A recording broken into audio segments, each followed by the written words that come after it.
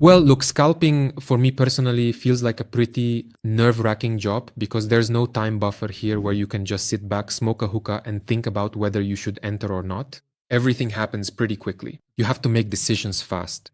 Personally, that makes me anxious. Maybe it's just my own psychological issue. How much does psychology affect a trader's performance? How much, so to speak, does a scalper need to be more or less psychologically prepared compared to, say, an investor? Actually, I wouldn't say that being a scalper is particularly nerve-wracking. Let's compare it to an intraday trader or say someone who holds positions overnight. Or let's compare it to an investor.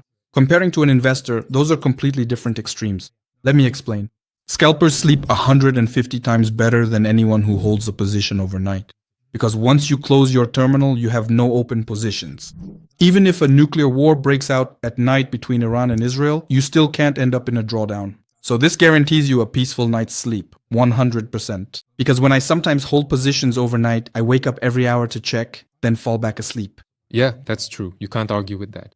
That's the first thing, first of all. Secondly, where hell begins for investors, that's where paradise starts for scalpers. Any movement in the world, any commotion, any Trump tweet, any conflict between anyone and anyone else, all of that turns into huge opportunities for scalpers.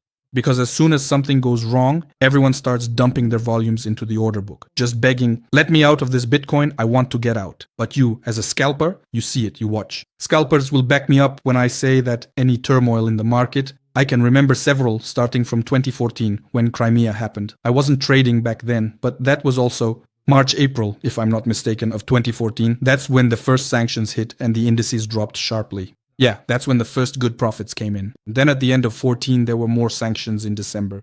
Then, well, among the big ones, you can remember COVID. During COVID times, people made fortunes both on the Moscow exchange and in crypto because everything was crashing there. There are these checkpoints once or twice a year when the whole world is in panic. Like with COVID, everything is crashing, everyone is selling. And scalpers are sitting there making huge profits, and you're not leaving the house anyway, and now you have even more reason not to go out. You're literally not allowed to go outside, so you just sit there and make money. It's precisely scalpers who sit and wait for these kinds of force majeure events in the world to make money. But for investors, it turns into a nightmare. That's why I say scalping is about stability. You have a certain threshold of stability. You earn this much, this much, this much. A force majeure happens, and suddenly, instead of making 1,000 rubles a day, you start making 100,000 rubles a day on those days. How do you explain the fact that there are plenty of investors on the Forbes list? I mean, the top spots on the Forbes list are investors. But honestly, I don't remember seeing any scalpers there. That's a good question. It all comes down to goals. In other words, why are you scalping? Why are you investing? It might seem like I'm not answering your question, but isn't it about making money in both cases? No? No, absolutely not. Explain. I don't consider investing as a way to make money. For me, investing is probably more about saving money. Well, you could say that, okay. Let's assume you're right. That is, these are two ways of making money. But take Warren Buffett and take a student from Armenia to 0 point. So, for example, now, when you're Warren Buffett and you have several billion in capital, you can engage in investing. You're a student from Armenia. Where do you get your capital? Where are you going to get the money? Do you want to invest? Nowhere. You're a student from Russia.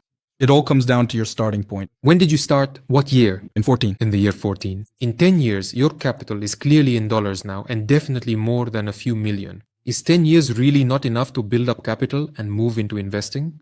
Of course, that's enough. It's more than enough. I didn't answer the previous question.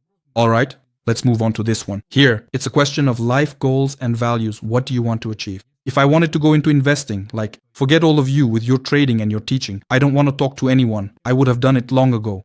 It's just that I don't have that goal. On the contrary, my goal is to realize myself even more, to be even more useful. And you understand how awesome this is. You're doing something useful for society, and at the same time, you're making money. It's like some kind of ideal setup. So where's the catch? The catch is that you work a lot,